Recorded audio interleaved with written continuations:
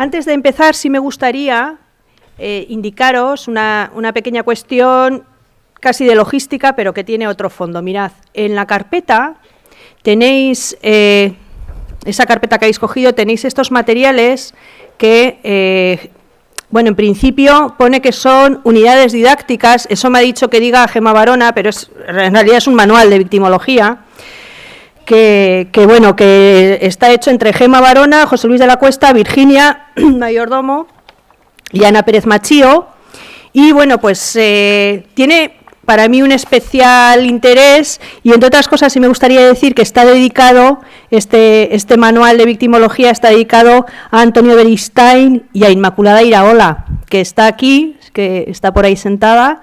Muchas gracias, Inma, por todo, como siempre.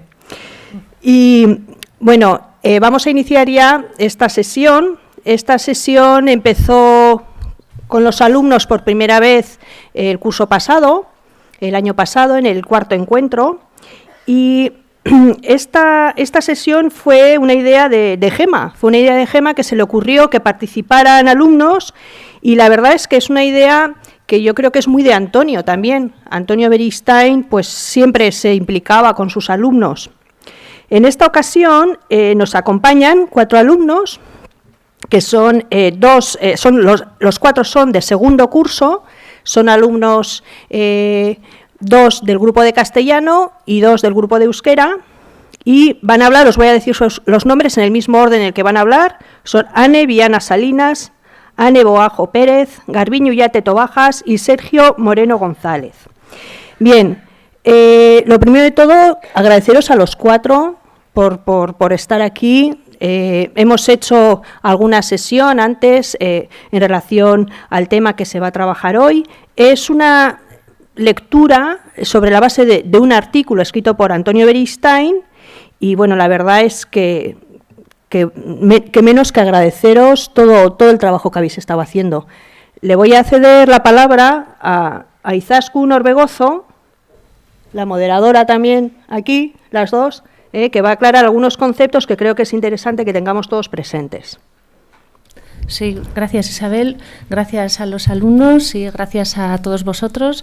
Como ha dicho Isabel, bueno, una breve referencia para enmarcar esta tarde, este contenido de esta tarde en el que se va a hablar de migraciones, de refugiados, de asilo, de derechos humanos.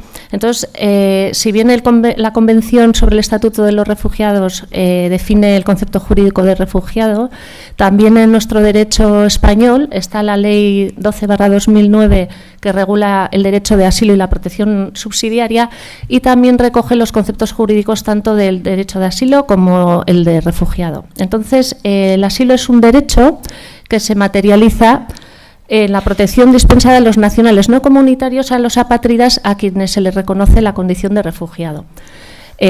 Los actos de persecución en los que se funda este reconocimiento son pues, tanto actos de violencia física o psíquica o sexual, también medidas legislativas, la adopción de medidas legislativas, policiales, judiciales, administrativas de carácter discriminatorio, denegación de tutela judicial efectiva que derive en penas desproporcionadas o discriminatorias, también el procesamiento por penas por la negativa a prestar servicio militar en un conflicto, o actos de naturaleza sexual en adultos o en niños.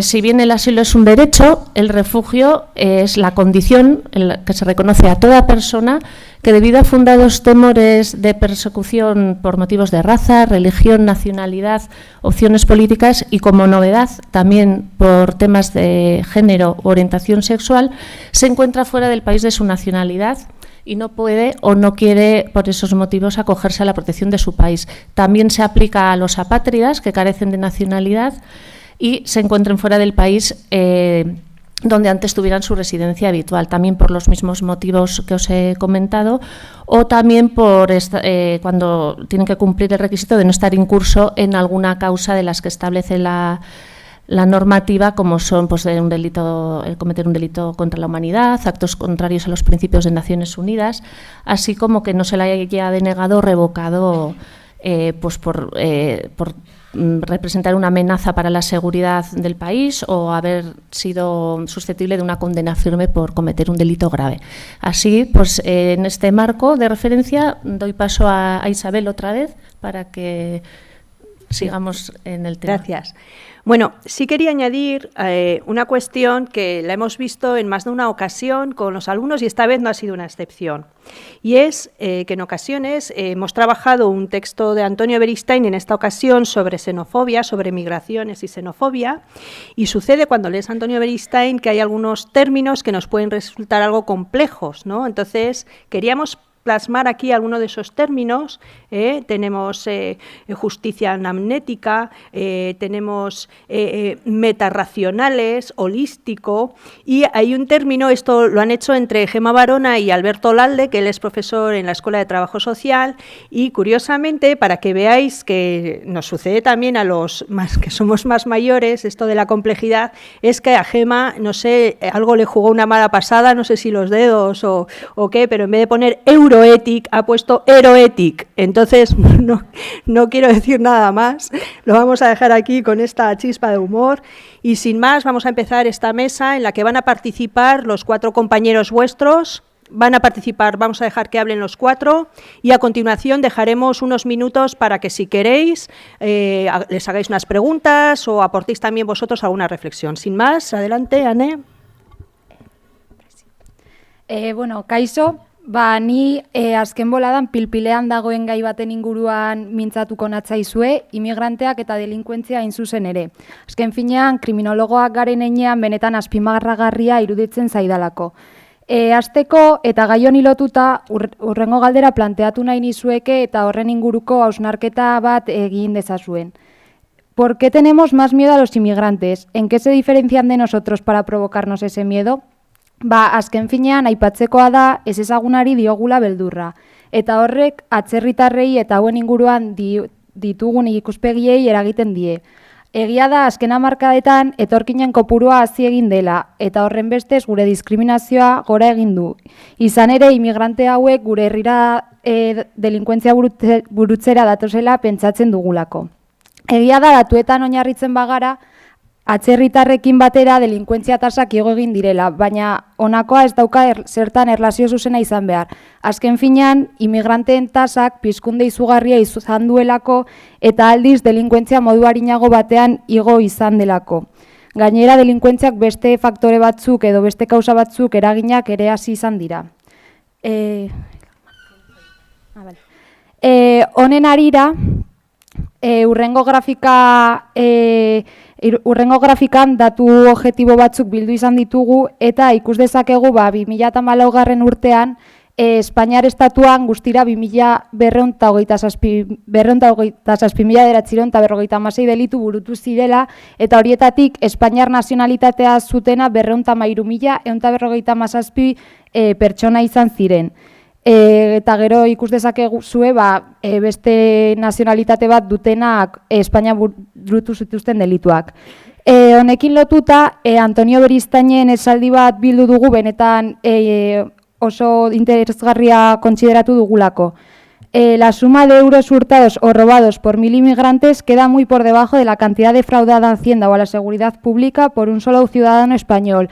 Honako esaldi hau, gaur egun gure estatuan betetzen dela ikus dezakegu, eta jarraitzeko esan behar da, ikus daitekeen moduan, imigrante askok egia da delituak burutzen dituztela, baina oraindik ere portzentaia nahiko baxua dela. Eta gainontzeko pertsonak gara, beraiei etiketa horiek jartzen diegunak. Delitugileak direla esanez. Gainera, imigrante askok atxilotua dira papelik edo ilegalki gure estatura sartzen direlako eta ez bestelako delituak burutzen dituztelako. Papelik ez izatea, delitu bat ez den arren, estatistiketan barnebildu egiten dira eta horregatik etorkinen delitu kopurua hain da handia. Horretaz gain, azpimarratu beharra dago, imigrante hauei bestelako faktore batzuk ere lotzen zaizkiela. Delinkuentzian eragin dezaketenak, hala nola hizkuntza ez ezaguna izatea eta kultura berri baten ezagupena izatea. Horregatik, horrek testuinguru sozialetik baztertuak izatea eragiten du eta zenbaitetan hori delituak burutzeko kausetako bat da. Beraz, esklusio estrukturala da delituak egiteko arrazoi nagusienetariko bat. Egia da horretaz gain, imigrante asko kartzelan daudela eta horren arrazoi nagusi bat da poliziak eskuartze gehiago dutelako pertsona hauekin normalean beldur bat sortzen dutelako gizartean eta beldur horrekin amaitzeko edo alarma sozial horrekin amaitzeko kartzelara sartzen dituzte. Baina hemen galdera bat planteatu beharko genuke. Alarma hori zergatik benetan kriminalitatean oinarritzen da edo bestelako faktore etiologiko batzuk eragindako alarma da gure xenofobia eta elkartasun eza dela medio. Honi zuzenean lotuta komunikabideak ditugu, azken finean komunikabidetan, telebistan, aldizkari edo bestelakotan, etorkinak burutako delituak gailendu egiten dira. Hau da, gehiagizko garrantzia ematen zaie etorkinek burutako delituei bestelako pertsonekin konparatuz. Horren aurrean, beraz, aipatzekoa da gure pentsakera eta inguruneak asko eragiten duela, eta askotan horrek ikuspegi oker bat eragiten duela. Azken finean, eta aurretik esandakoarekin harremanetan, aipatu behar da oso erraza egiten zaigula emigranteak erruduntzat hartzea gure nagusitasuna aldarrikatuz eta nolabait diskriminazio hori bultzatuz. Horregatik, lelo edo topiko hauekin amaitu beharko dugu eta azken finean imigranteak bestelako pertsonak bezala gure herrira onartuak edo etorkizun hobe baten bila datozelako eta ez delituak burutzera. Antonio Beristainek esaten zuen gairik arazontsuenetarikoa harreman sozialak zirela. Eta gaur egun baita ere harreman sozialak nahiko gai konplexua da. Beraz, imigrante guztiak zaku berdinean sartu aurretik eta imigrante guzti hauek delitugileak esan aurretik, hau da, hauen sarrera ez estatu eta etorri berri direnen sarrera denegatzearen argumentuak eman aurretik gure herrialdean bizi diren kantitatea aintzat hartu beharko genuke eta horren inguruko ideia bat egin planteatuz benetan gure herrialdera onartuak izatera etortzen direla eta gehienak ez dituztela delituak burutzen. Hau da, gehienek ez dutela esertzarrik egiten gure herrialde honetan. Gure kasuan, gai honi benetan bueltak eman beharko genizkiola uste dut, izan ere gutako gehienak, hemengo gehienak Euskal Herrikoak gara eta betidanik antzeko egoera bat pairatu egin dugu. Hau da, betidanik zaku berdin batean sartu egin gaituzte terroristak garela esanez, eta hori guri betidanek sufrimendua eragin digu. Horregatik, hori horrela izanik, zergatik egin behar dugu berdina, zergatik itxi behar dizkiogu imigrantei ateak, pertsona oro duintasuna eta errespetua izateko eskubidea dugu. Amaitzeko, esan beharra dago azken urteetan atzerritarrak delitugileak ordez biktima bilakatu izan direla, agresio xenofobo eta gorroto delituen biktimak direlarik. Azken hamarkadan, Espainian abusu eta diskriminazioaren denuntziak modu harin batean handitu egin dira, batez ere atzerritar eta minoria etnikoen aldeari dagokionez. Eta ekintza diskriminazio hauek batez ere lan eremuan, hezkuntzan, etxe bizitza bat lortzeko orduan handitu egin dira. Horregatik, honen ildora, Amnistia Internazionalak hainbat informe bildu izan zituen Espainian gertatzen ziren abusuak aztertzeko asmoarekin. Eta informe hauekin ondoria estatu egin da abusua jasotzen dituzten pertsona hauek gizarteratu gabe daudelako da. Eta hori horrela izanik, modu batean, orain planteatu dudanari bueltatzen gara, izan ere modu batean gizarteratu gabe gelditzen dira guk beldurra diogulako eta ez diegulako usten gizartera benetan gure gizartean barne biltzea. Beraz, bukatzeko, etorkinek ia alarma egoera erreal bat sortzen duten hausnartu beharko genuke eta norberak bere buruarekiko kritika objektibo bat egin gizartekide garen enean, bakoitzak etorkinen diskriminazioaren kontra eta beraien integrazioaren laguntza egin dezakeguna birplanteatzeko gizarte kohesionatu bat lortzearren.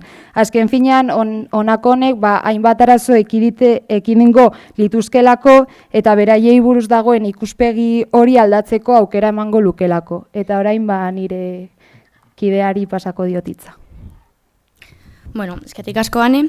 Eta, nik ikuspegi etikoari egin nahiko nioke referentzia. Ez dakit agian etika den hitz egokien hau espresatzeko, baina honekin azken finean adirazi nahi dudana da honako hau, dela etorkinen lekuan jarri behar garela eta zergatik jarri behar garen pertsona hauen tokian.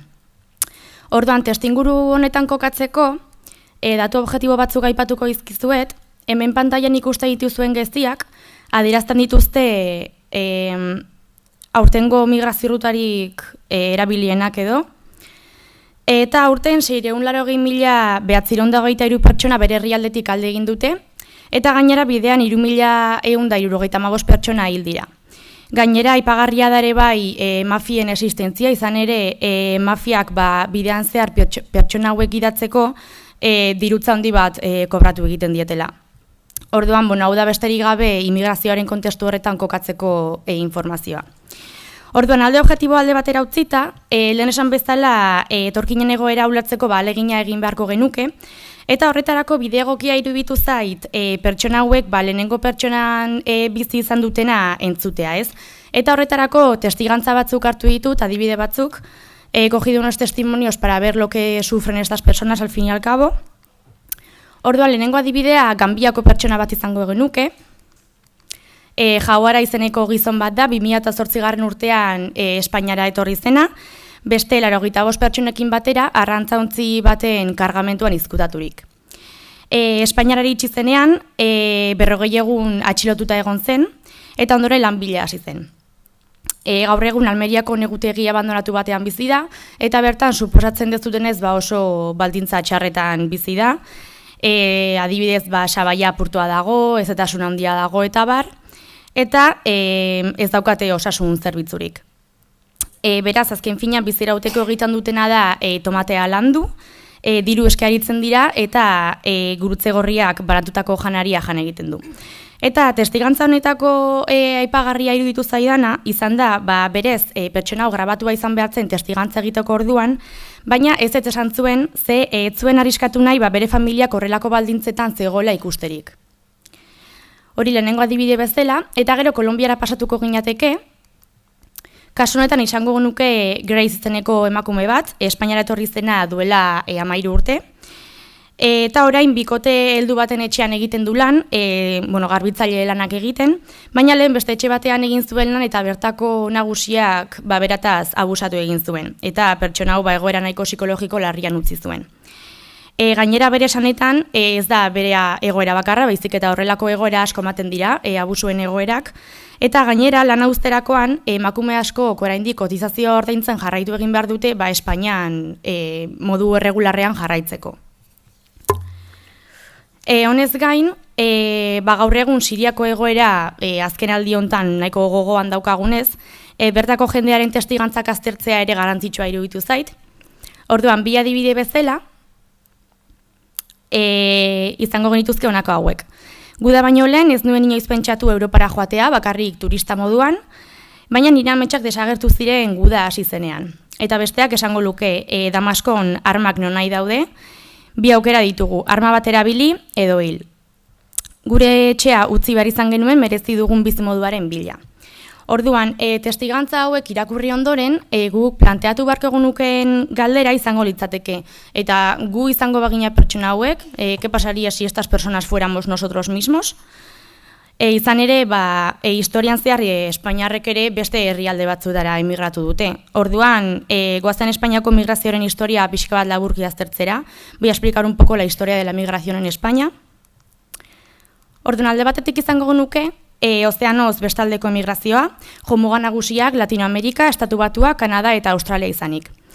19. mende erdialdetik lehenengo mundu gerrara, hasiera migrazioak nahiko murriztuak ziren, borboitarrek ezarritako oztopoengatik, baina 1853tik aurrera egoera hau aldatu egin zen, alde batetik Latinoamerikan imigranteak behar zituztelako adibidez eraikuntza lanetarako, eta bestalde borboitarrek migrazioarekiko ezarritako oztopoak kendu egin zirelako.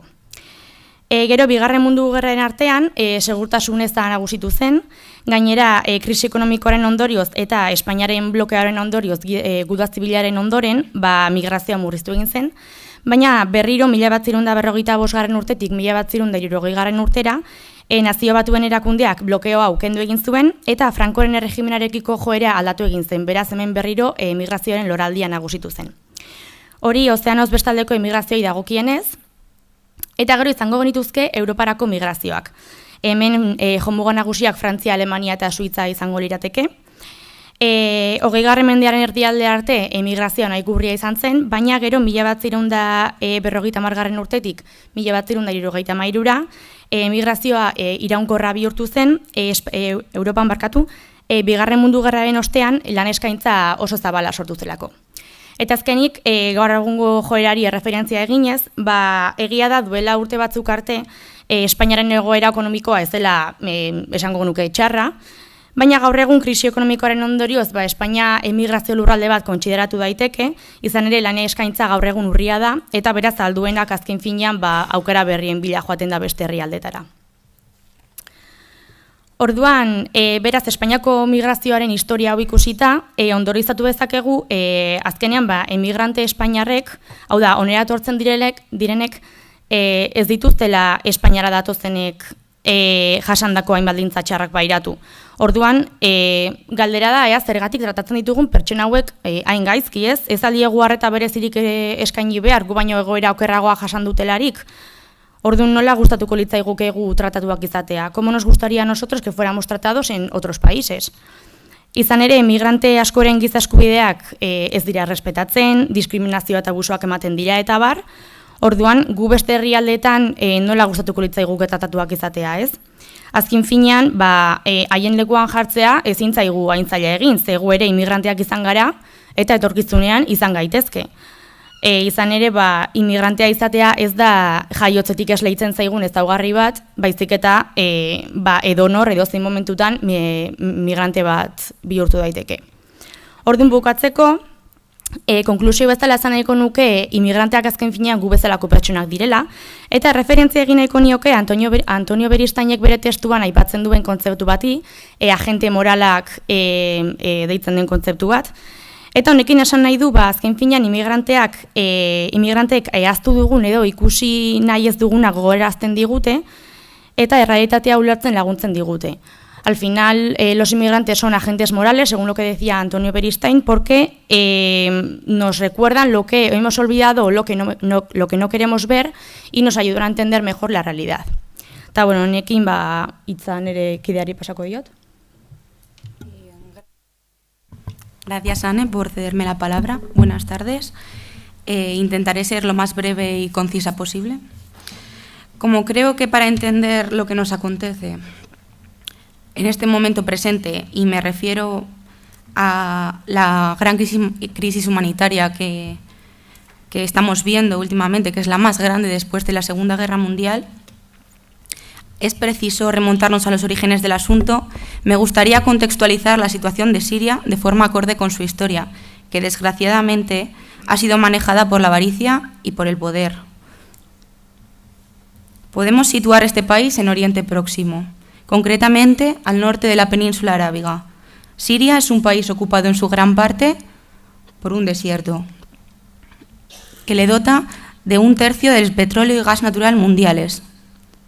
Para sacar este petróleo del que he hablado y llevarlo a Europa, hay que rodear toda la península, tocando países como Irak, Arabia Saudí, Omar, Yemen, Israel, Jordania, y salir por el canal de Suez. Pero claro, pasar por este punto supone costes económicos y es más fácil transportarlo por línea recta, atravesando este país. Quien controla estas tuberías las puede abrir y cerrar a su antojo. Por eso, todos han querido controlar a Siria y siempre ha estado bajo el dominio de algún imperio. Los persas, los griegos, los romanos, el imperio islámico, el imperio otomano. Concretamente, podemos decir que se sitúa en una situación estratégica, ya que tiene salida al mar Mediterráneo y está en contacto permanente entre Occidente y Oriente.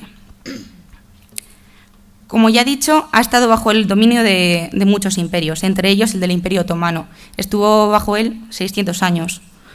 Hasta que llegó la Primera Guerra Mundial y tras esta, algunas potencias emergentes del momento, como Francia y Gran Bretaña, que son apoyados por la población civil de la zona, a la cual engañan prometiéndoles la Gran Arabia, que era una única nación pues que englobaba toda la zona del territorio de la península arábiga, pues con esto consiguen que caiga este último imperio y hacerse ellos con el poder de toda esta zona. Como ya he dicho, esto resulta ser un timo, lo que le prometen, y por si no fuese poco, en su lugar, franceses y británicos crean diversos países en la zona que someten a su control. En el caso de Siria, es creada bajo dominio francés y una vez allí, Francia vende los recursos de este país a compañías extranjeras. Por eso, no es de extrañar que Oriente vea a Occidente como invasor, ya que han manipulado y manipulan esta zona a su antojo.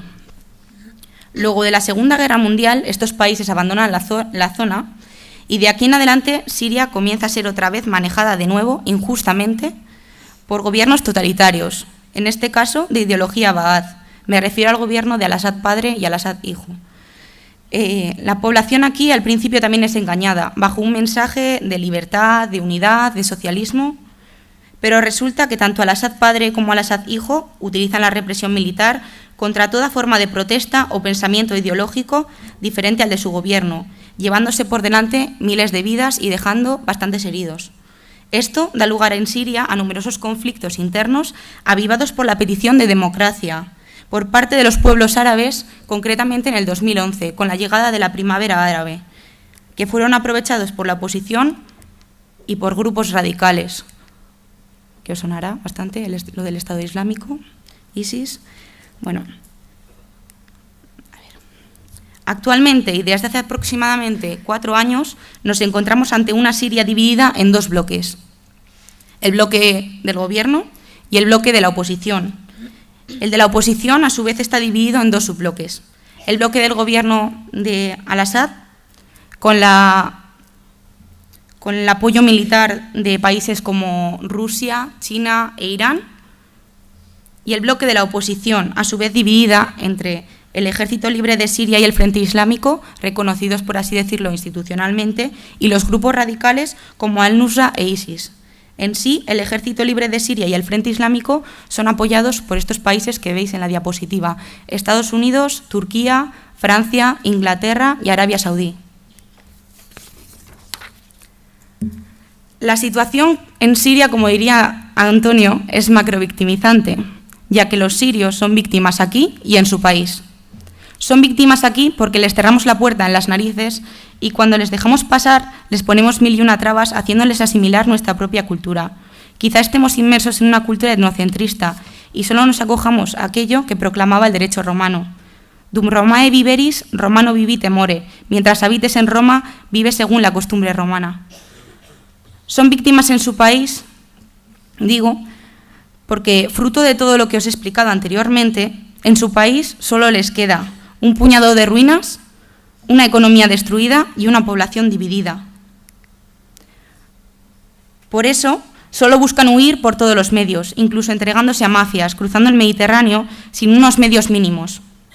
Este mar ya se ha cobrado más de 2.300 vidas este año y hemos tenido que ver imágenes tan trágicas como la del niño kurdo en las costas de Turquía, Aylan, para ser un poquito más conscientes de esta triste realidad.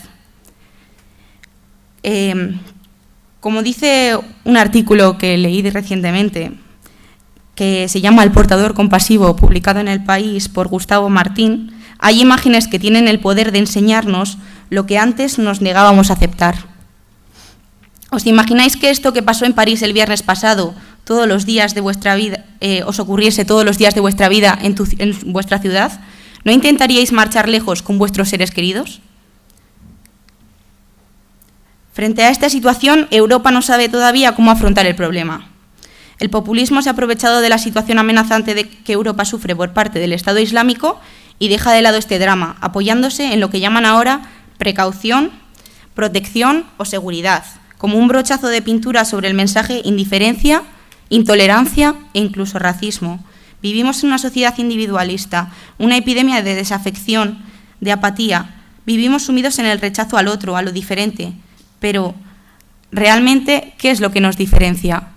Esto es una frase sacada del artículo que hemos tratado de Antonio Beristain, que dice que los hombres no hemos nacido para formar batallones uniformados, cada uno con su propia bandera al frente, sino para mezclarnos los unos con los otros, sin dejar de reconocernos, a pesar de todas las diferencias culturales, una semejanza esencial, y a partir de esta mezcla inventamos de nuevo una y otra vez. Como ha dicho mi compañera, estos inmigrantes, los refugiados, resultan ser muchas veces agentes morales. Y ahora pues me gustaría lanzaros una serie de preguntas que me gustaría que reflexionarais. ¿Es responsable en cierto modo Europa de esta crisis humanitaria? ¿Hasta qué punto creen que debe asumir responsabilidad sobre el asunto? Y a su juicio, ¿de qué forma conviene intervenir? ¿Realmente somos tan apáticos? Y le cedo la palabra a mi compañero Sergio, que creo que tiene muchas cosas interesantes que contaros. Gracias, Garbiñe. Vale, la parte de mi exposición se centrará en las políticas que ha llevado a cabo la Unión Europea y el conjunto de operaciones más importantes llevadas a cabo para atajar esta crisis de los inmigrantes. Ahí. Bueno, como veis, la Unión Europea ha llevado a cabo dos tipos de operaciones en el mar Mediterráneo. La primera fue Mare Nostrum y la segunda fue la Operación Tritón. A continuación pasaremos un poco a analizar ambas operaciones para que tengáis una idea de cómo ha ido evolucionando el trato a esta crisis de los refugiados. Si el Mare Nostrum se trató de una operación humanitaria llevada a cabo en las costas de Italia, financiada íntegramente por el gobierno italiano, en el caso de la Operación Tritón no ha sido el salvamento, sino el control fronterizo de la Unión Europea. La operación del Mare Nostrum se llevó a cabo desde octubre del 2013 hasta noviembre de 2014. Todo esto a raíz de la crisis de Lampedusa, en la que fallecieron 133 inmigrantes y más de 250 desaparecieron. Al finalizar esta operación Mare Nostrum, se comenzó la operación Tritón, que lleva vigente desde noviembre de 2014 hasta la fecha actual. Es importante el tema de la financiación, ya que un mes de la operación Mare Nostrum le costaba a Italia 9 millones de euros, mientras que la operación Tritón, sufragada por la Unión Europea, le cuesta únicamente 3 millones de euros al mes. Por lo tanto, es prácticamente un tercio de la operación del Mare Nostrum. Mientras que en dicha operación se llevó a cabo con helicópteros de búsqueda y socorro, aviones de reconocimiento, todos esos series de vehículos que veis ahí, en la operación Tritón únicamente se llevó a cabo con 6 barcos, 2 aviones y un helicóptero. En un año, el Mare Nostrum consiguió salvar a 155.000 personas, mientras que la operación Tritón, a finales del 2014, es los datos con los que contamos hasta ahora, solamente ha llegado a salvar a 10.000 personas. Este término también, salvado, es un poco ambiguo porque la propia Unión Europea daba a una persona como salvada si la recogía y la enviaba a su país de origen de vuelta. Así que tampoco se puede considerar realmente que es una persona que ya la has puesto directamente a salvo, sino que es una persona que ha vuelto al lugar del conflicto del que pretendía marcharse y que no se sabe si volverá a tomar la misma ruta otra vez. Seguramente sí, porque en este mapa ya veis que la Unión Europea cada vez va construyendo más barreras. Se ha llegado a calcular incluso que el número de barreras ya casi ha alcanzado a las establecidas durante la Guerra Fría. Entonces, mientras que la Unión Europea se blinda con barreras físicas completadas y las que tenéis ahí en color turquesa, las que están planeadas por hacerse, parece ser que para los refugiados la vía marítima es la única vía de momento que parece ser la más viable para ellos. Ahora también me gustaría señalaros un poco la talla política de algunos dirigentes de los diferentes países de la Unión Europea y cómo han llegado a tratar este tema de los refugiados. Empezamos por España, donde un concejal del municipio de Huelga en Facebook llegó a escribir: cuando los tengamos dentro de España y que empiecen los atentados, después a llorar. En Francia tenemos el Frente Nacional de Marine Le Pen, que dice que no acogerá refugiados en las ciudades donde gobierna ella, y también un alcalde francés, creo que fue al sur de Francia, que iba casa por casa de los refugiados sirios diciéndole que no eran bienvenidos y que se marcharan. En Alemania tenemos el caso de miles de alemanes manifestándose y pidiendo deportaciones masivas de extranjeros, aludiendo a que no son xenófobos, sino ciudadanos preocupados. Y aquí ya, un cambio de tercio. Estupor en Alemania por apuñalamiento en el cuello a candidata a alcaldesa por la política de asilo. Finalmente, esta candidata llegó a ser alcaldesa de su municipio y se ha recuperado y, bueno, es un punto de alegría en todo este mare magnum. En la República Checa nos encontramos al presidente checo cree que con los refugiados llegarían lapidaciones, mutilaciones y velos. No solamente xenófobo y racista, sino que si veis ahí al final del primer subtítulo, cuando hace referencia a las mujeres porque llevarían el rostro cubierto, aunque supongo que en algunos casos sería beneficioso. También retrata, ciertamente, en algunos casos la propia política de los dirigentes políticos de los países. En Polonia, este es un clásico, un eurodiputado polaco llama basura humana a los refugiados. En Hungría, el Partido Popular Europeo aplaude el mensaje xenófobo del primer ministro húngaro Viktor Orbán, diciendo que los refugiados parecen un ejército y que entre ellos puede haber combatientes extranjeros. En Grecia, la foto de la infamia, en la que se ve al presidente griego junto al presidente de la Eurocámara, Martin Schulz, despidiendo a unos primeros refugiados en Grecia con destino a Luxemburgo. Había unos 40 refugiados, creo, en esa fotografía. Bueno, las malas lenguas dicen que en ese lugar había casi más números de alto funcionariado, tanto griegos como de la Unión Europea, que refugiados, buscando únicamente la foto. Y no me resisto tampoco a llegar hasta el otro lado de Estados Unidos, donde tenemos un clásico, Donald Trump, culpa a los atentados de París, a los refugiados sirios y a la falta de armas en Francia, aludiendo que en Francia nadie tiene armas excepto los malos. Yendo a este caso en concreto, al de París, bueno, antes me permitiréis, no puedo resistirme a llevaros al Océano Índico, porque si creíais que nuestros refugiados, los refugiados que vienen desde el mar Mediterráneo estaban en malas condiciones, esperad a ver lo que les pasa a los refugiados en otras partes del mundo. Aquí tenemos a los Rohingya, que es una etnia musulmana no reconocida por el gobierno birmano, aunque haya familias que han estado en esa tierra durante generaciones, que los considera inmigrantes ilegales procedentes de Bangladesh. Es 1,3 millones de personas que no pueden poseer tierras y que no pueden tener hijos libremente. Esto no está asociado a una política demográfica como puede ocurrir en China, sino que simplemente porque esta etnia, al ser directamente a profesar otra religión que no es la oficial del país, de Myanmar, de Birmania, que es son budistas, de hecho, también un poco contradictorio, pues no les dejan tener hijos. Y al contrario que en Europa, donde los países de la Unión Europea están intentando ponerse de acuerdo para llegar a un mejor acuerdo para atajar esta crisis de los refugiados, en esta zona directamente no hay una gestión en común. Tanto Malasia como Indonesia como Tailandia se pasan la pelota de unos a otros para impedir la llegada de los refugiados a sus territorios. Simplemente los devuelven al mar. Ahí veis en la fotografía, básicamente, de vez en cuando algún helicóptero les lanza comida, pero no les dejan desembarcar en su territorio. Por lo tanto, algunos simplemente fallecen en alta mar. Esto se debe, ahí tenéis Birmania, la etnia Rohingya, cómo intentan ir a Tailandia. Su verdadero objetivo es Malasia, porque Malasia sí que es un país cuya religión oficial es el Islam.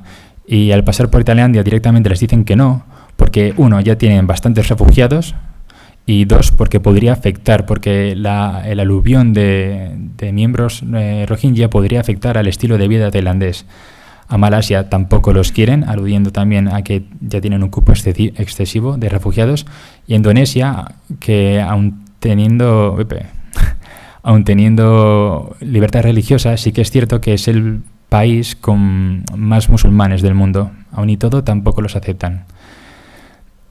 De vuelta a París, pasaremos por Irak, donde al menos 36 muertos en un atentado con coche bomba en el este de Irak, se han acordado 36 muertos y 40 heridos, y por el Líbano, donde más de 40 muertos en dos atentados suicidas en un barrio chií de Beirut.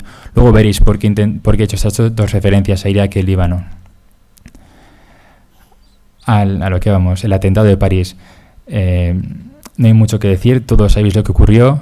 La cuestión es que este atentado también ha levantado bastantes ampollas en la recepción por parte de la ciudadanía francesa de los refugiados.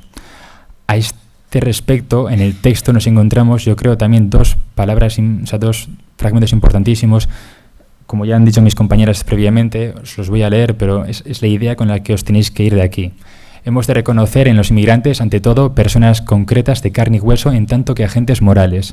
En el mundo cultural se exige unas normas de convivencia universalmente admitidas, normas que impidan la instrumentalización y la marginación de los técnica y económicamente más frágiles.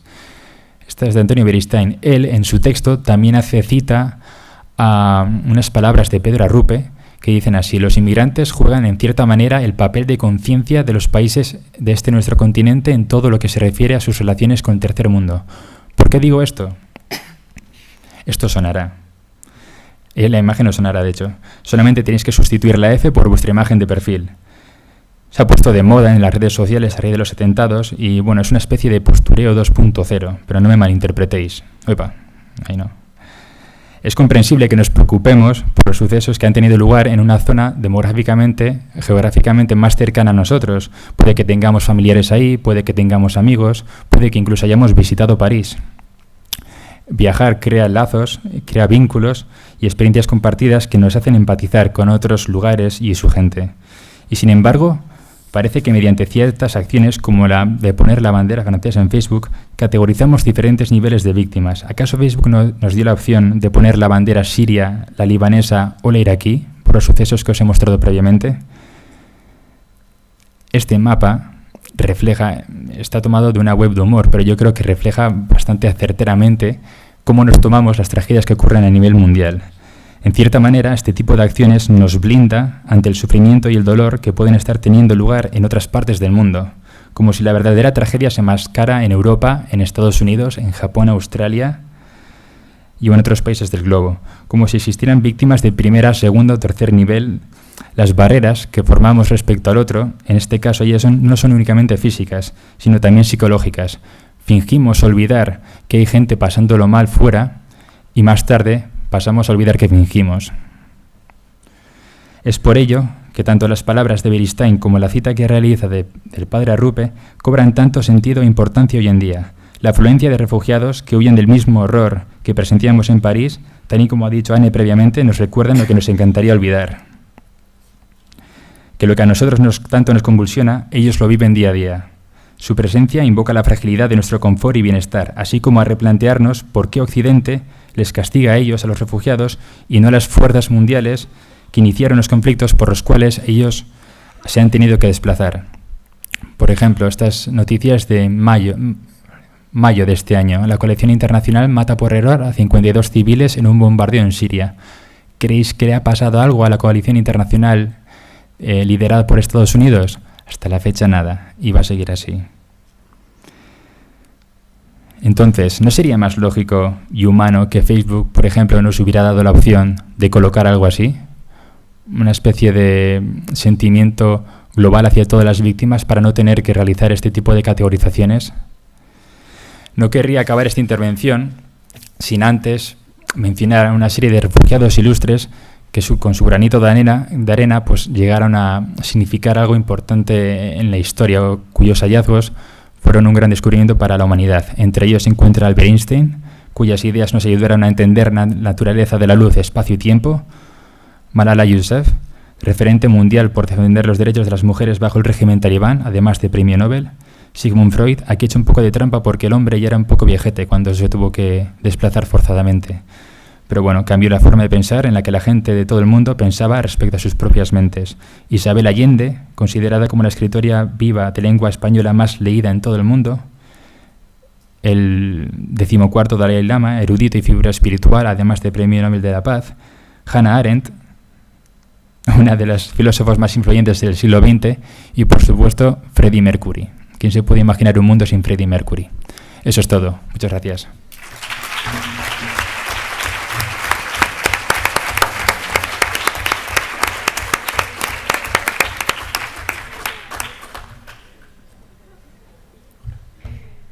Bueno, muchísimas gracias a los cuatro. Es un placer trabajar con alumnos como vosotros, como los que estáis aquí.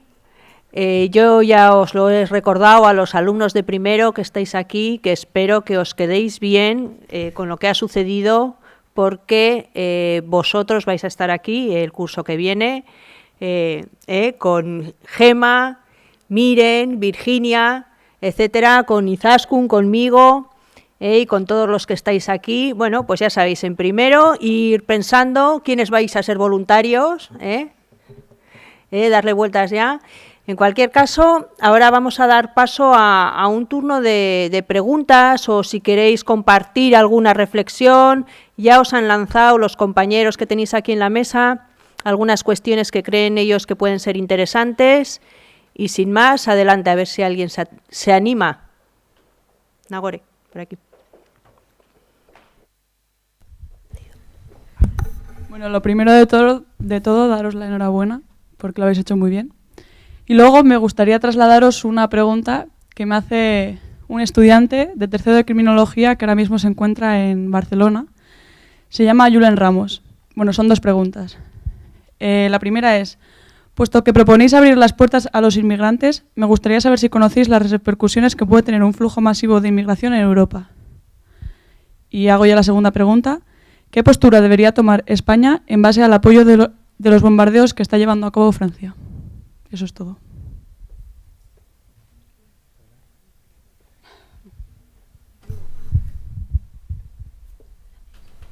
¿Quieres empezar? Vale. Bueno, empezaré por el final, por la segunda pregunta. Obviamente, yo creo que España tiene muchas explicaciones que dar respecto a ese tema, porque, por ejemplo, no hay que olvidar que España le vende armas a Arabia Saudí, que es a su vez quien financia a Daesh. Entonces, obviamente, la postura ideal en un mundo ideal sería que España se desmarcara de cualquier tipo de ataque, por muy vecino que tenga Francia, en mi opinión, y que condenara los ataques, porque como ya hemos enseñado antes, los civiles son civiles, da igual que sean en un estado de guerra o en un estado de paz. Yo creo que ahí está. Y respecto a la primera pregunta, era el flujo masivo de los refugiados inmigrantes en Europa o en España. En Europa. Yo creo que, de todas formas, el refugiado no pretende ser refugiado para el resto de su vida, no pretende tampoco quedarse en Europa. Lo que quiere es que se resuelva la situación en su país de origen para que pueda volver lo antes posible. Es por ello que debería ser la situación de los refugiados en Europa una medida transitoria, temporal. Lo que hay que hacer es centrarse en solucionar los conflictos de origen para que así ellos puedan volver lo antes posible. De todas formas, creo, no me acuerdo exactamente dónde leí, que no consumen tantos recursos, no son tantos el número de refugiados. Lo vemos por la televisión y parece que nos van a invadir, pero realmente creo que si hubiera voluntad por parte de todos los países de la Unión Europea de aceptar un sistema de cuotas o únicamente abrir sus fronteras a un mejor reparto de refugiados, yo creo que no habría tanto problema a ese respecto. Luego tienes el problema de que los refugiados, por ejemplo, no quieran ir al país, porque también he leído que hay refugiados que no quieren ir a España, que debido a la situación económica por la que atravesamos, que prefieren irse a países como Alemania o Suecia. Espero que le haya contestado. No sé si queréis añadir algo. ¿Queréis añadir alguna cosa más? Ane, Garbiñe, ¿algún comentario? Garbiñe, te veo con ganas. Bueno, pues Julen, que sé que me estás viendo, que sé que has hecho estas preguntas para incomodarnos porque nos conoces. No tengo mucho más que añadir a lo de Sergio, solo decirte que las intervenciones que hagan todos los países de la Unión Europea, yo creo que lo que no tienen que ser son violentas o vengativas hacia otros asuntos que hacen que veamos este problema, como ya hemos explicado anteriormente, como un fenómeno de invasión, ¿no? Yo creo que es necesario no solo que España lleve a cabo un cambio de sus políticas, de su economía y de sus normas legales, sino todos los países tendrían que hacer un cambio de eso general para desarrollar sobre todo los derechos fundamentales, porque si recordamos Europa, es la cuna de los derechos humanos, y lo que fundamenta los derechos humanos es que seamos solidarios con... O sea, me da mucha vergüenza, la verdad. Hay un derecho humano que es el derecho de asilo, ¿no? Y nosotros tendríamos que respetar eso, tendríamos que ponernos también en su posición, no sé, no tengo nada no tengo nada más que decir. Gracias, Garbiñe.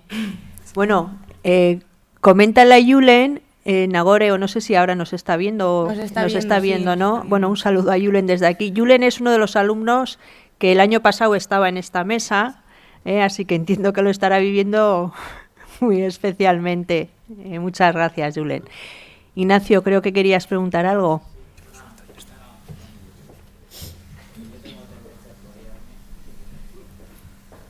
Tenemos tiempo. Sí, simplemente,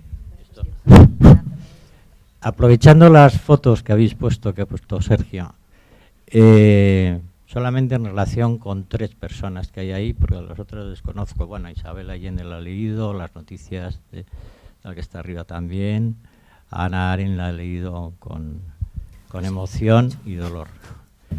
Bueno, os comento no una anécdota, sino un mensaje de Einstein y Freud. La Sociedad de Naciones, a principios de los años 30, le pidió a los dos que tuviesen una relación epistolar sobre, el título era El porqué de la guerra. El porqué de la guerra. Porque estaban convencidos en la Sociedad de Naciones que la llamada segunda llegaba pronto, ¿no? Entonces, es un libro precioso que, bueno, ellos entrecruzan cartas, cada uno desde su estilo distinto, es decir, Freud es muy freudiano cuando escribe y Einstein, pues es Einstein. Pero acuñan entre los dos una expresión que a mí me parece preciosa, fantástica y magnífica, que es el ser humano como amigo de la humanidad. En el porqué de la guerra y por qué o cómo la no guerra, la consideración de todas las personas, de todos los seres humanos, como amigos de la humanidad y la construcción de la humanidad. Y eso es una línea de pensamiento que se ha ido repitiendo y se puede repetir, en el sentido, a partir de situaciones más inmediatas, más cercanas, y a partir de situaciones en donde habitamos, que en principio habitamos el mundo, pero habitamos unas zonas más pequeñitas, más concretas, y tenemos una interrelación con otras gentes más limitadas. Por ejemplo, hay una frase, hay un dicho italiano que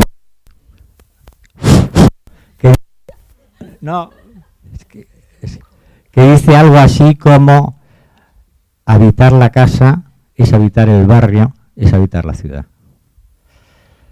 Y respecto a Hannah Arendt, sabéis cómo después de su presencia, su existencia al juicio contra Egna, que le habían traído clandestinamente desde Argentina, fue muy criticada incluso por compañeros, porque sacó un librito que a mí me parece una joya, sobre una crónica del juicio y de lo que se le ocurría sobre el proceso, ¿no? Y que era una crítica también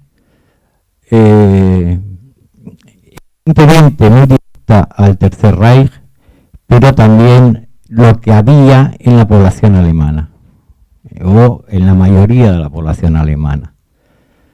Y entonces, hacía ciertas valoraciones sobre el procesado, diciendo: es un maldito funcionario que simplemente obedece porque no es para más, no le da más. Ese ser mediocre no le da más que para ser un burócrata obediente, ¿no?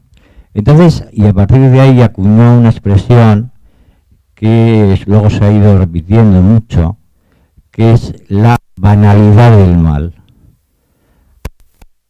Como aparentemente detrás de unas prácticas de poder y de dominio, y el poder y dominio está en todo eso que nos habéis explicado, las relaciones de dominio y de dominación, hay una especie de banalidad en el sentido de normalización, de no cuestionamiento, de que se construyen no solamente pensamientos como las que habéis podido anunciar ahí de algunos alcaldes, algunos responsables políticos, algunos tal y cual, sino una actitud de rechazo, una actitud de odio, una actitud de venganzas solapadas, una actitud que en el fondo son rechazo al otro, rechazo al pobre, porque vosotros habláis de musulmanes o inmigrantes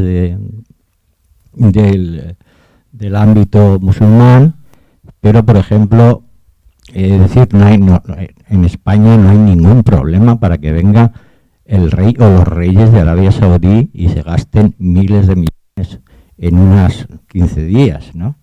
Entonces ese migrante que se rechaza es el inmigrante pobre, que era pobre en su país y además machacado en su país y que es tratado como pobre. El pobre es un sujeto que no vota, que no produce, porque está en pobreza, en situación de pobreza, y que por lo tanto no interesa en términos de economía política. Interesa solamente su desaparición o que se vaya.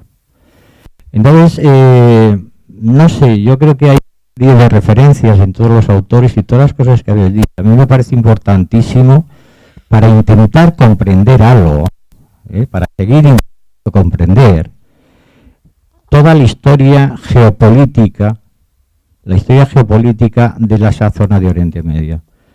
Porque si nos vamos a otro ámbito geográfico mundial, si nos vamos a la zona Indochina, si nos vamos a la zona Vietnam, si nos vamos a la zona de China y Japón, si nos vamos a América del Norte y América del Sur, las situaciones o las posiciones de geodominio, de dominio geográfico, que es dominio sobre población, no dominio sobre montañitas y tal.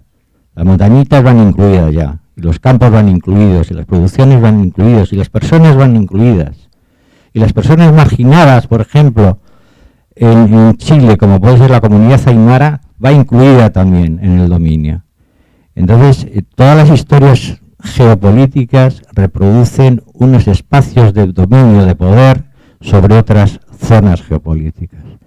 Y yo creo que hay que estar muy atento a esto, porque no es para extrañarnos, sino simplemente para intentar seguir comprendiendo cómo se construye la historia. Todo esto son construcciones.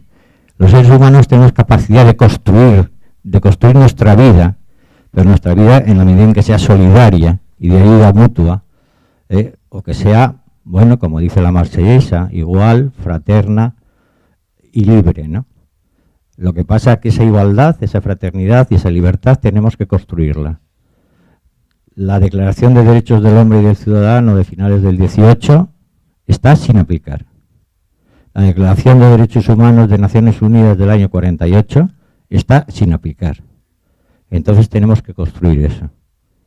Y yo estoy convencido que se puede, que se puede. Si de repente, imaginaros, 17, 18, 20 millones de europeos se ponen de acuerdo a través de las redes sociales, a través de comunicaciones indirectas, pero que son muy directas y tal, en construir, no resistir, sino construir una nueva Europa a partir de las intervenciones en los barrios, en los trabajos, hasta, y aquí recurro a esas cosas que decían los del 68, ¿no? A pensar que la política se manifiesta en cómo salgas por la mañana. Eso es política. Que la política se manifiesta en cómo vives con tu vecino, en cómo vives con el que está al lado. Eso es política. Que se puede transformar todo en la medida que además haya la convicción, que además es cierto, de que el otro está en tu yo, porque tu yo contiene al otro, y tú puedes ser el otro, y saber que tú al otro, a lo mejor, siendo tuyo, no le quieres hacer daño. Pues es lo mismo, es decir, al vecino no le quieres hacer daño, es cierto que se pierden las relaciones de vecindad, esas de pasar, oye, ¿me dejas un poquito de aceite que me he quedado sin él?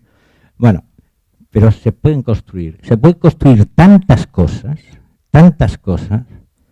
que nos quedaríamos con la boca abierta, no ante el horror que nos está produciendo todo lo que está pasando, sino ante la alegría de que podemos ser solidarios con la gente que más lo necesita. Y esto es un discurso que, bueno, ha estado presente en toda la historia de la humanidad. Y lamentablemente, históricamente, ha sido vencida. Pero yo lo digo más por empeño de la voluntad que por convicción. Yo sí creo en las utopías, como empeño de la voluntad. Yo sí creo, yo incluso la utopía lo relaciono como lo realizable, que no queremos realizar, pero podemos realizar. Y me callo, ya os he dicho que me lío.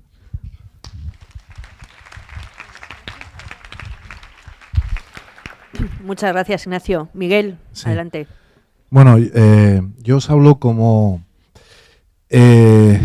miembro de la primera promoción del Instituto Vasco de Criminología del siglo pasado, de 1988, en el que he sido alumno del señor catedrático que me ha precedido en el uso de la palabra, y después de lo que ha dicho me voy a quedar sin palabras. Pero bueno, pero también os voy a compartir con vosotros una idea que he compartido con la profesora Izaskun en la comida, y son 3 ideas.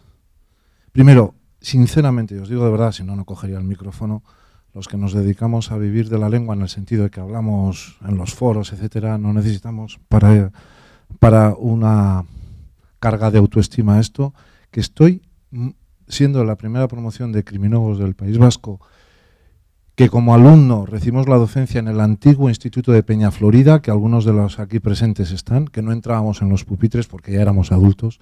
Pues bueno, os tengo que decir que me siento más que orgulloso de vosotros, os digo de verdad, por el nivel académico y el nivel humano que habéis demostrado en este trabajo y en esta intervención, os lo digo de verdad. Y creo que habéis recogido perfectamente la idea que nos ha inoculado nuestro común maestro Antonio Beristain. Hablaba con Izaskun en la comida de que Antonio siempre estaba adelantado a los demás. Cuando aquí, con las circunstancias trágicas de terrorismo que hemos sufrido, estaba mal visto hablar de las víctimas, él empezó a hablar de las víctimas, que ahora vosotros lo analizáis perfectamente. Cuando no había recordatorios por las víctimas, él empezó a solicitar que hubiese monumentos, placas, etcétera, de las víctimas, y en eso se adelantó. Y en el tema de la inmigración, como habéis recogido, aunque tampoco tiene tanto mérito, porque incluso, como has dicho, el padre Arrupe también lo decía. Pero bueno, es que habéis dado unas ideas que nos tienen que hacer, o que tienen que hacer reflexionar a toda la sociedad.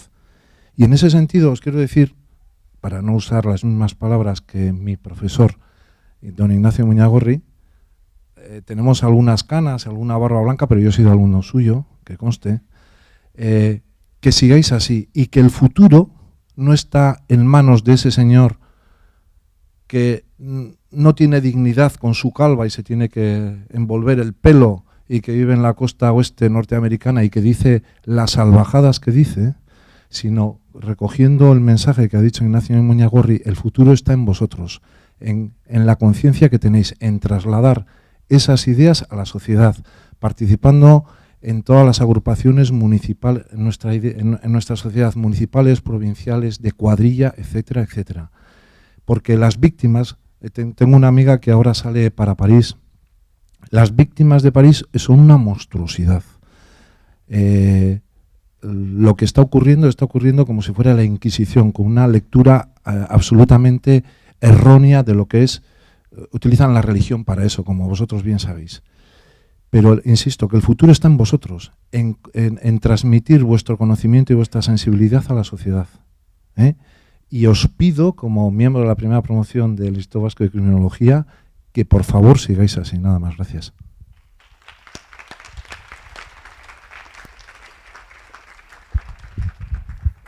Muchísimas gracias, Miguel.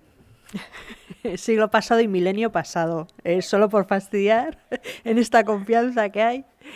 A ver, creo que hay una pregunta más. Ay, más, espera, manos por ahí. A ver, creo que Asier estaba antes, ¿no? Asier o Leire, ¿de quién era el brazo? Era de Leire, luego vas tú, te apunto, ¿vale? Leire.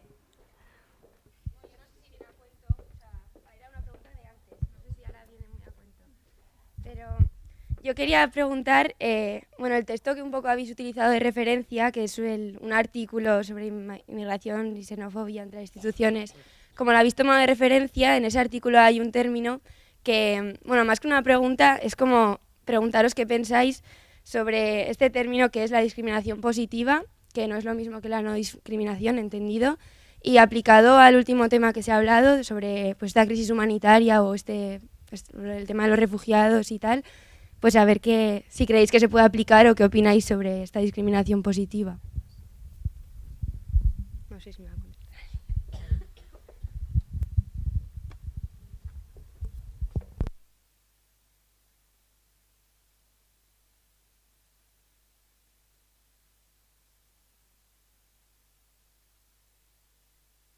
Vale.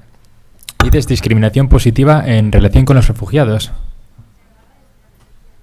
Sí, hombre, la cosa es que no puedes tratar a todo el mundo igual. El principio de igualdad no consiste en que no se puede tratar a todo el mundo igual. Se tiene que tratar a los que son los que cumplen unos requisitos de una forma y a los que cumplen otros requisitos de otra. Una discriminación positiva yo creo que sí que es necesaria en el sentido de que no puedes, no deberías tratar a los refugiados, a gente que viene con unas necesidades muy concretas, de la misma forma que tratarías a cualquier otro ciudadano que viene únicamente porque quiere emigrar a otro país o porque quiere realizar un turismo internacional. En ese aspecto yo creo que sí que se debe realizar dicha discriminación positiva. ¿Había otra pregunta ahí o...? No, ¿vosotras queréis aportar algo?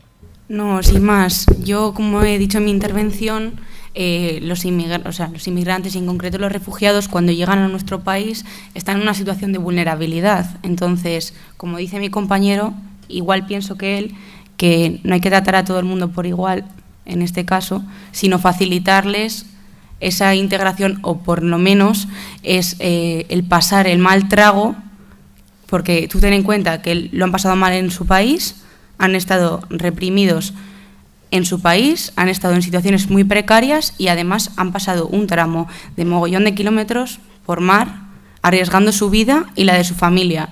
Entonces, cuando llegan aquí, qué menos que aplicar esa discriminación positiva. ¿No crees?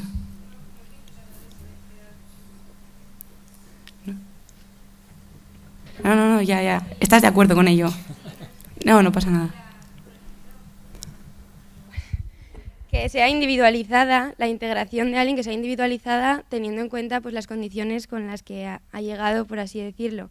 Pero yo la discriminación positiva la había entendido de otra forma. Por eso os preguntaba si creíais que se podía aplicar en este caso. ¿Y cómo lo habías entendido? La discriminación positiva. Pues no he dicho muy correctamente, pero poner por encima al que está por debajo o cambiar esa situación para lograr una igualdad. Es que, igual lo he entendido mal. Al final, los refugiados forman parte de un colectivo mucho más vulnerable a los que se tiene que dar un trato diferente, ¿no? Eso es algo que estamos debatiendo, ¿no? Que sí, que efectivamente, pues precisamente por su situación de vulnerabilidad, como ha dicho mi compañera, sí que deberían recibir un trato diferente, pero no diferente en el sentido de peor, sino en el sentido de enfocado en sus necesidades, que no son las mismas, por supuesto, que las que puede tener cualquier otro ciudadano que migra a otra ciudad de la Unión Europea por mero placer. No es la misma situación, por lo tanto no se le pueden aplicar el mismo baremo, sino que, exacto. Por eso yo en mi intervención he hablado del etnocentrismo y en que muchas veces a estos inmigrantes, refugiados, aparte de verlos como algo ajeno a nosotros, les obligamos a asimilar una cultura que es totalmente nueva para ellos y dentro de esa vulnerabilidad que ellos sufren es que es una situación, no sé, como muy crítica, ¿sabes? A la hora, si tú quieres que personas así por así decirlo, se integren en esta sociedad, lo que no puedes es exigirles algo cuando vienen de tal situación. No sé si te ha quedado claro lo que te he querido transmitir. Gracias. Gracias. ¿Tú tenías también una pregunta?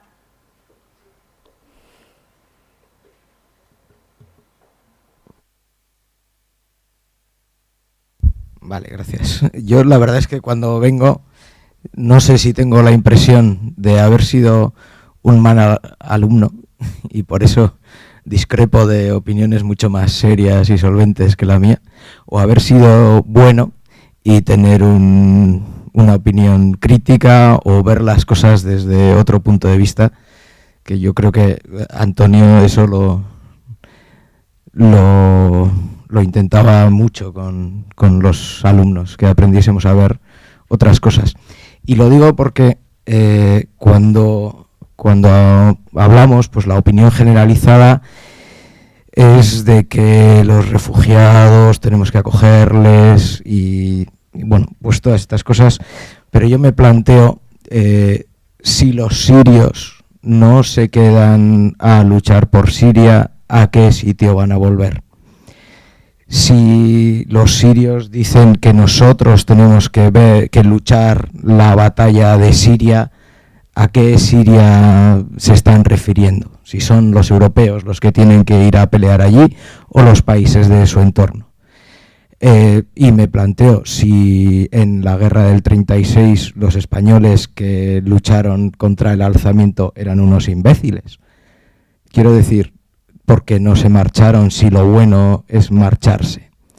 Moralmente, estas cosas que se plantean con tanta facilidad, obviamente la guerra es una cosa terrible. Obviamente nadie quiere estar en una guerra, pero las guerras de religión europeas las libraron los europeos y fueron los que construyeron la libertad religiosa, que fundamentalmente es la principal religión que la principal libertad que construye una democracia. ¿Quién tiene que hacer eso? Si ellos se van, bueno, pues nosotros les tenemos que acoger, les tenemos que querer y les tenemos que tratar. Pero entonces, ¿quién va a hacer eso por ellos? Si no lo quieren hacer ellos o no lo van a hacer ellos. Y es una pregunta igual demasiado crítica, pero esa visión, ¿dónde está?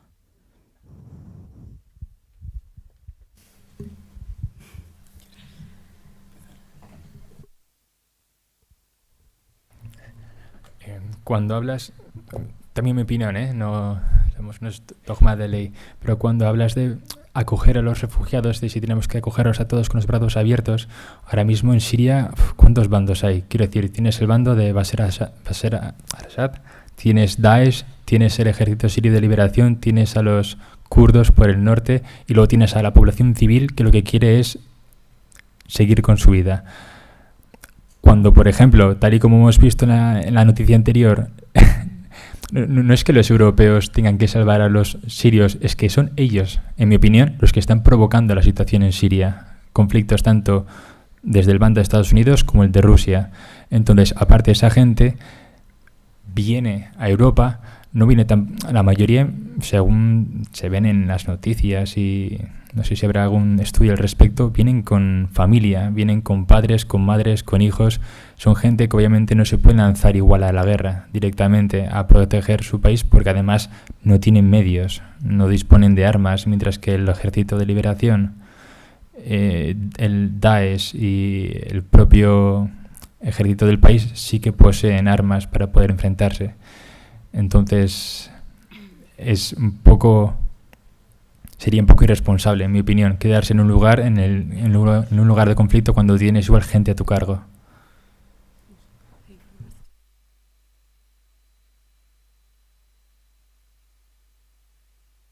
¿Queréis decir algo más? Vale.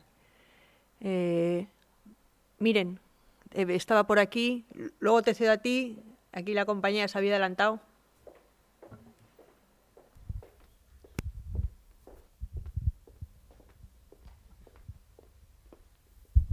Bueno, en realidad no es para vosotros la pregunta, es si puedo contestarle al caballero de la esquina. Por supuesto. Solo quería decir que, en mi opinión, crítica también, que un pueblo no elige su guerra. La guerra, el 90% de las veces la lleva a cabo un 20% de la población que no representa a toda la población. Toda la población se representa cuando un 90% de la gente, un 95% de la gente, más del 50%, evidentemente, está de acuerdo con ese movimiento. Pero es que en Siria no es el caso. La mayoría son civiles que ni siquiera se quieren mojar en un mando por miedo. Entonces, la guerra que libran no es suya. Es de 10.000 personas, 20.000 personas, me da igual el número, que han decidido ellos luchar por algo que se han inventado ellos y que financian países occidentales como Estados Unidos, Rusia, Francia, etc. Así que no es su guerra, es la guerra de 4 gatos que están arriba, que han hecho ellos el cotarro y que han decidido ellos librar una batalla que nadie les deja.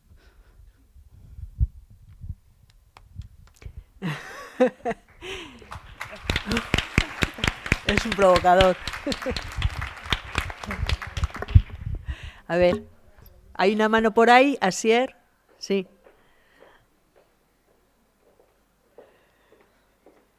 Eres un provocador, ¿eh?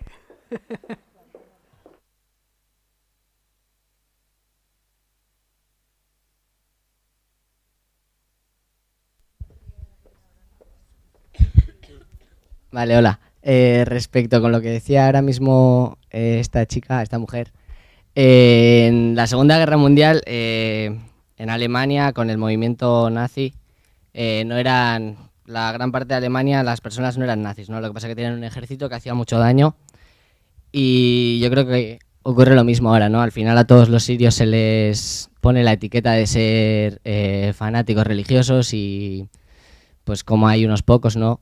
Y quería preguntar yo que, a ver qué papel juegan en este aspecto los medios, ¿no? Pues ahora mismo con el atentado terrorista que ha habido en Francia, pues este movimiento que han hecho de masas en toda Europa, ¿no? Poniéndole la imagen esa a Siria, ¿no? Como el tema más hablado, el acto terrorista y no el sufrimiento que están padeciendo allí. Y bueno, que hay luego unos cuantos fanáticos que luchan con el tema este que decías de la colonización de Siria, ¿no? Para que pasaran el petróleo, el gas y todo eso, ¿no? Pues porque hay intereses de por medio. Y pues que cuál era el papel de estos medios ahí, ¿no? Porque cuando hubo un atentado en Turquía no hubo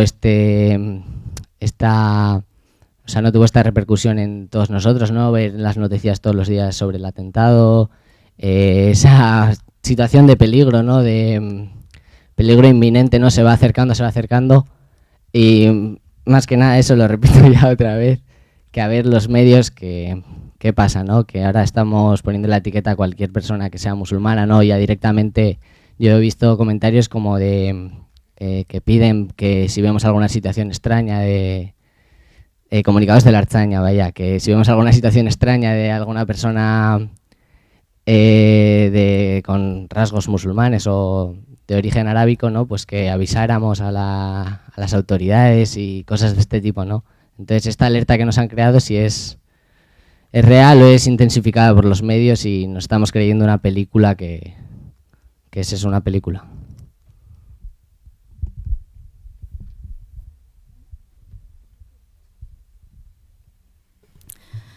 Hombre, yo creo que, o sea, en cierto modo está claro que los medios de comunicación informan de lo que pasa, de las cosas, acontecimientos importantes que pasan en general, pero sí que es verdad que da mucha más importancia a raíz de lo que ha dicho antes el compañero Sergio, que le da muchísima más importancia a los acontecimientos que pasan en países más poderosos o más importantes, ¿no?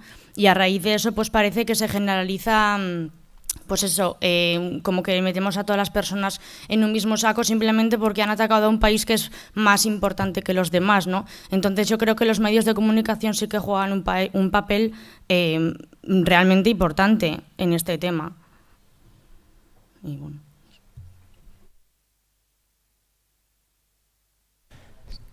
Sí. La respuesta es sí.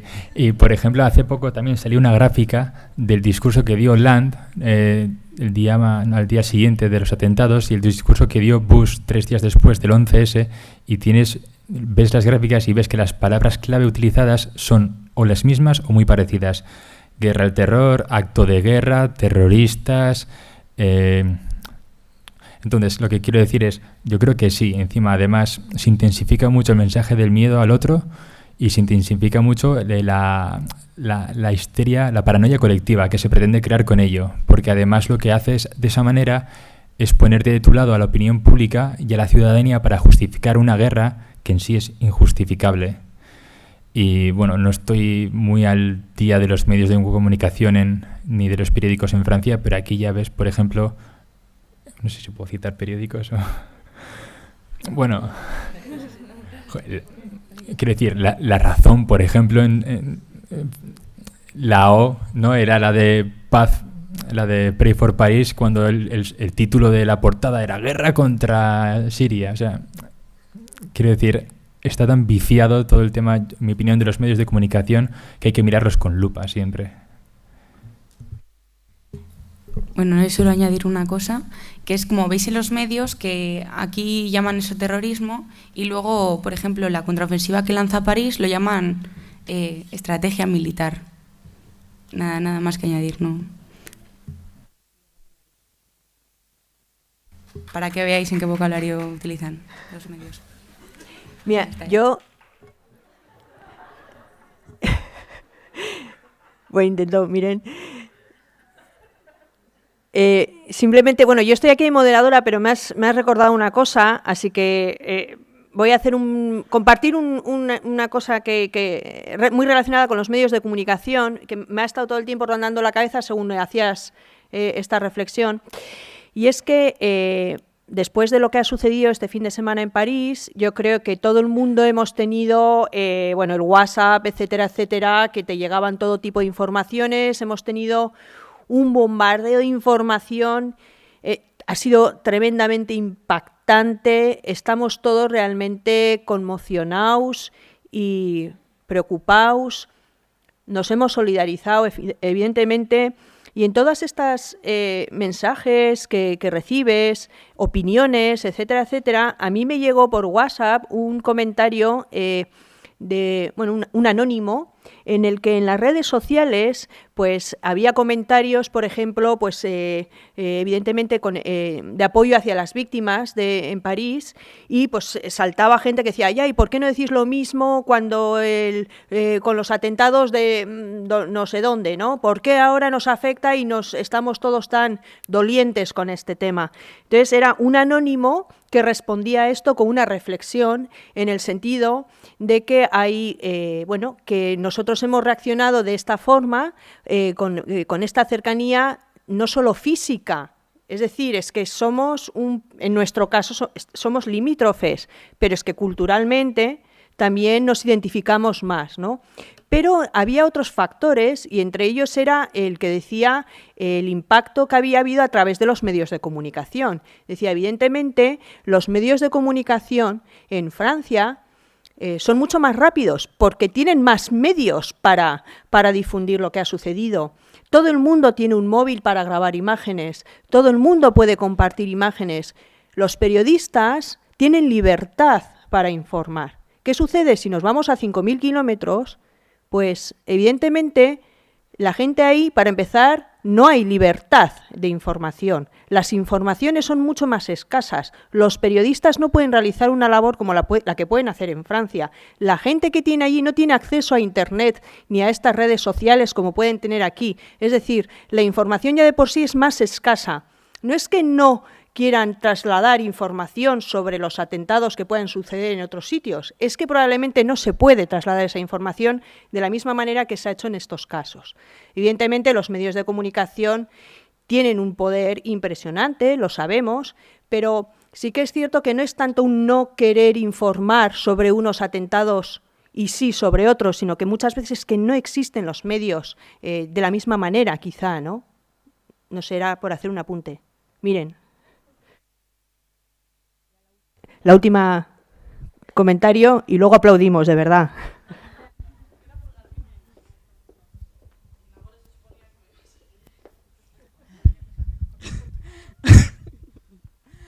Era responderte, Isabel.